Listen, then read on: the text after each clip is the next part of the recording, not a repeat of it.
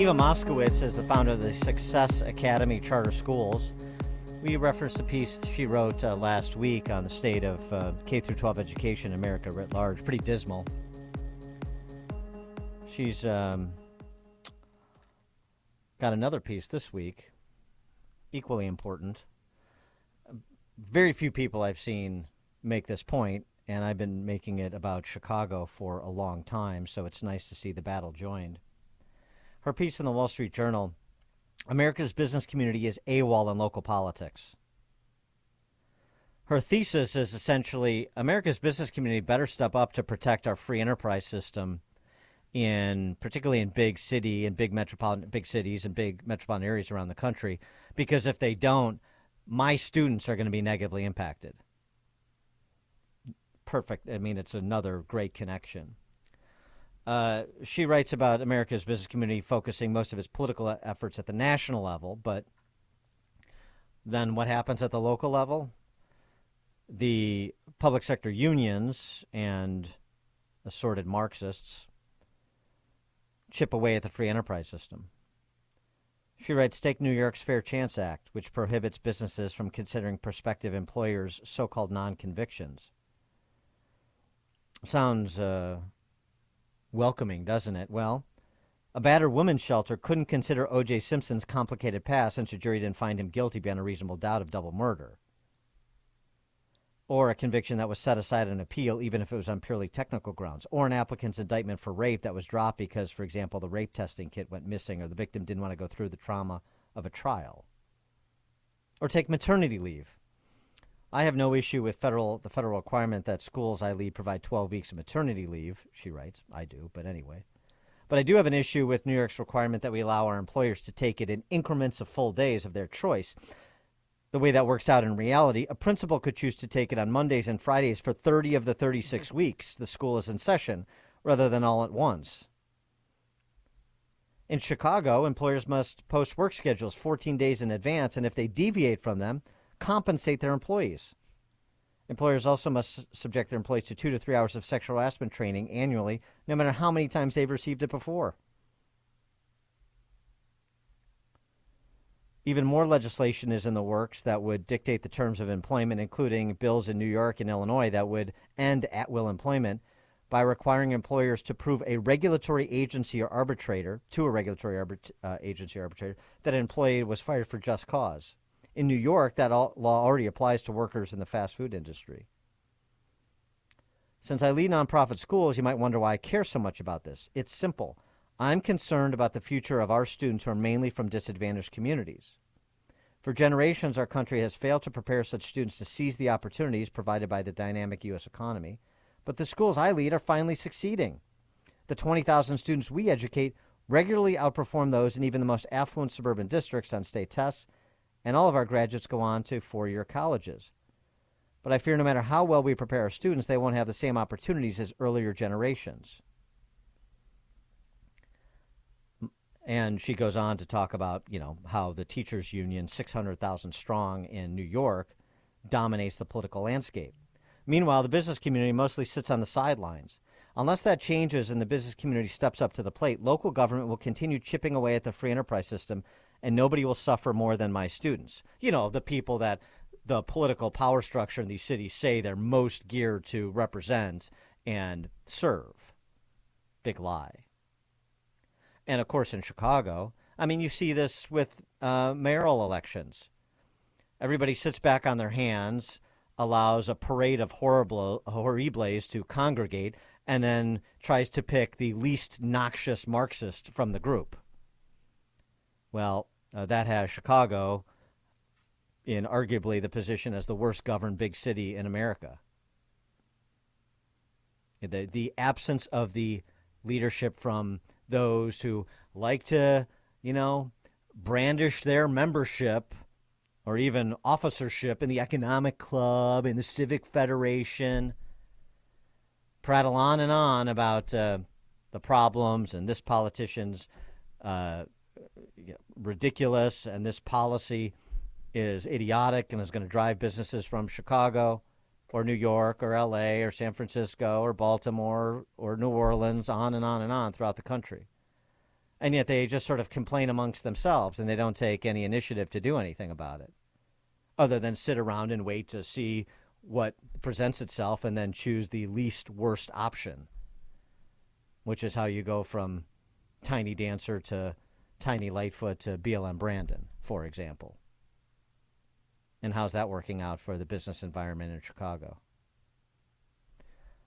For more on this, we're pleased to be joined by Steve Malanga, who's a contributing editor to City Journal, senior fellow at the Manhattan Institute. Steve, thanks for joining us. Appreciate it. Oh, my pleasure.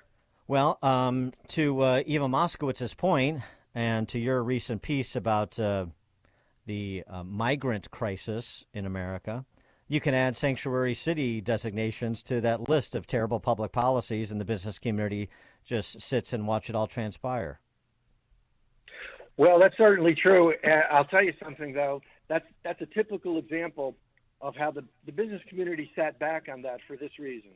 Number one, they never thought that these cities like New York and Chicago would actually suffer from them because it was all just meant to be symbolic. Many of the places that designated themselves sanctuary city, they did it years ago. What's changed, of course, is we got a President Biden who essentially opened the borders. He actually encouraged the surge. If you go back and remember some of his remarks in a debate he had with President Trump during the last campaign. And then Republican governors around the country who were bearing the brunt of this said, well, wait a minute. If you want to be a sanctuary city and you want to encourage people to come to America, you're going to have to deal with it. And, of course, then they started sending people to these places. And word spread among immigrant groups that, of course, these places actually offer benefits to illegals. And so they became a magnet. In fact, one of the Chicago City Councilmen essentially said, we can't blame other people for what's happening now. We made ourselves a magnet.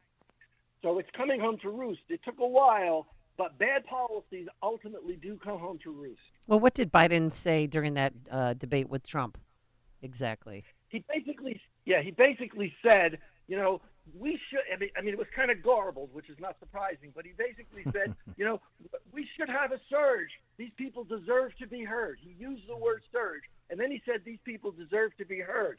This was at a time, of course, during COVID, when we, like many other countries, had shut down the border almost completely, and we were simply turning people away. I mean, in some districts I write about, there were 5 people being allowed into the district in an entire 3-month period. Now there are thousands of people coming through those districts every 3 months. So he actually used the word surge in his remarks. And I remember the Mexican president, after Biden was elected, designated Byron. He said about Biden, he's the immigrant president. This is what the Mexican president said as those long lines started forming. You remember those long lines? How long ago they started forming after Biden was elected? He said he's the immigrant president. And now we have, just staggering numbers of illegals and staggering costs, which will resonate for decades.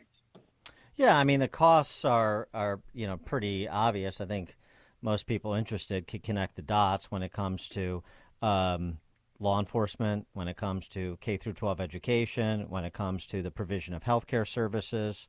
I mean, those are some of the big ticket items in any state or local budget, and now they've just gotten that much bigger and unfinanceable. Usually those are the areas where there's a lot of argument about, can we afford this incremental increase, or do we need to cut this program, or do we need to reimagine another program under one of those policy categories? And now it's just federal government send us money because we have no ability to provide these services at the incremental cost they're imposing. That's right. They've created budget crisis everywhere. But I also think that though people understand where the costs are, they don't necessarily understand how much they are. After Ron DeSantis started sending people to New York and to other northern, up to Massachusetts, the Democrats in Florida said, well, you spent $12 million of government money to transport these people. DeSantis said, are you kidding? Our hospitals are spending $300 million a year in uncompensated care for the illegals who are here. That's just the hospitals, $300 million a year. I go through a lawsuit that 18 Republican states made against the Biden administration because of the cost, and they go into great detail. I mean, even small states like Iowa, Midwestern states like Oklahoma, they're estimating $900 million a year that illegals are costing them. Once you get to places like New York or California, where they've actually done things like, grant them Medicaid benefits. I mean, California's spending $2.6 billion a year just on Medicaid for illegals. Think about that. Now they're talking about a bill so that illegals can get also unemployment insurance in California. Right. And you have the great irony. The ironies abound here, right? Because it was all self-inflicted. But Eric Adams on Friday announcing the offer of one-way plane tickets. So it was terrible when DeSantis sent them to New York, but now Eric Adams is saying, here's a plane ticket out of town, go anywhere you want, make yourself somebody else's problem. Right, exactly. And Adams, of course, has tried to send some of these asylum seekers to upstate communities in New York and to suburban communities in New York. And believe me, they don't consider themselves sanctuary places. And so that's, but there's been a lot of hypocrisy over the years because it was, it's what we now call virtue signaling. It's easy to declare yourself a sanctuary city, but when suddenly you have to actually live up to that expectation and it becomes a reality, it's something completely different. I just saw a poll in New York, which was really, really interesting.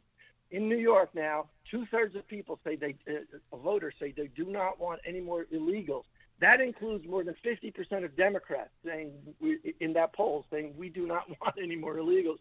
So reality is far different. It's easy when it's all just a kind of like a signaling of, here, look at how wonderful we are. But when it actually comes to the spending, it's quite different. Well, I mean, who do you think is going to be the first Democratic politician to come forward and say we're not going to be a sanctuary city anymore? Or do you think? Well, that's interesting. I actually I don't remember the names, but two of the Chicago City Councilmen have asked for a ballot initiative on this, which I think is very interesting. I'm not even sure how that would work in Chicago, but they say we want to put this to the vote of people. Adams has actually said that he no longer wants New York to be a sanctuary city. The thing is that what happened in New York is this went through a court case. And it was a court case where the city decided to get out of this legal wrangling that was going on because of the homeless groups in New York, is to make New York City, to admit that New York City would essentially become a right-to-live place. Anybody has a right to shelter in New York. Right. Now, Adams is trying to get that case overturned because he says that no one ever anticipated what the cost would be, and the right to shelter is what's being used to draw so many immigrants and so many illegals to New York City.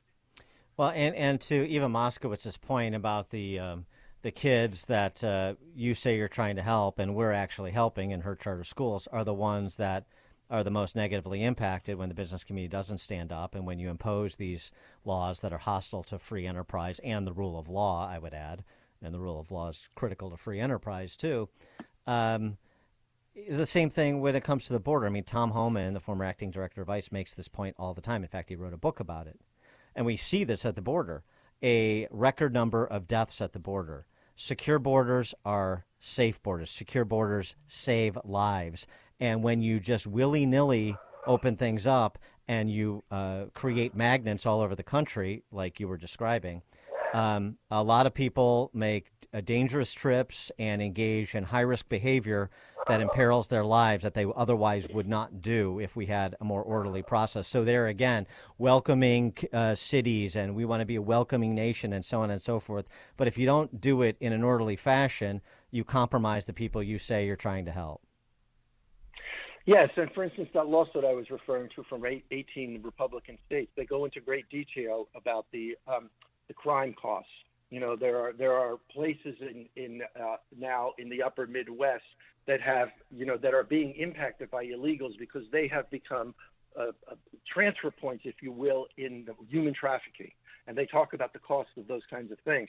But take your pick, whether it's defund the police allow illegal immigration, don't allow educational choice, and any of those things, who are the people who suffer the most again and again and again? It's the people with the fewest resources.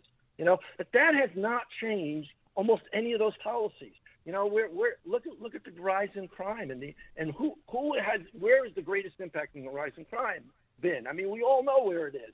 Where is the greatest impact on failing schools been? We all know where it's been.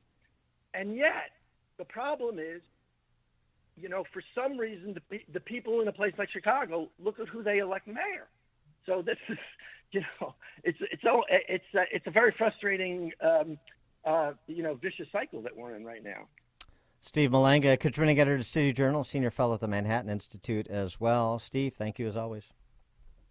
My pleasure. Thank you. Thank you. And he joined us on our turnkey.pro answer line. You're listening to Chicago's Morning Answer with Dan Proft and Amy Jacobson on AM 560.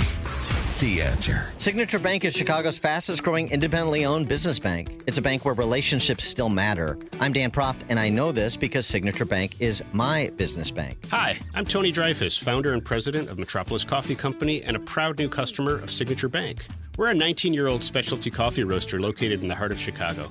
Some of your favorite restaurants and cafes serve our coffee. As a small business manufacturer, we understand the importance of working with the right bank, and that's why we made the move to Signature Bank.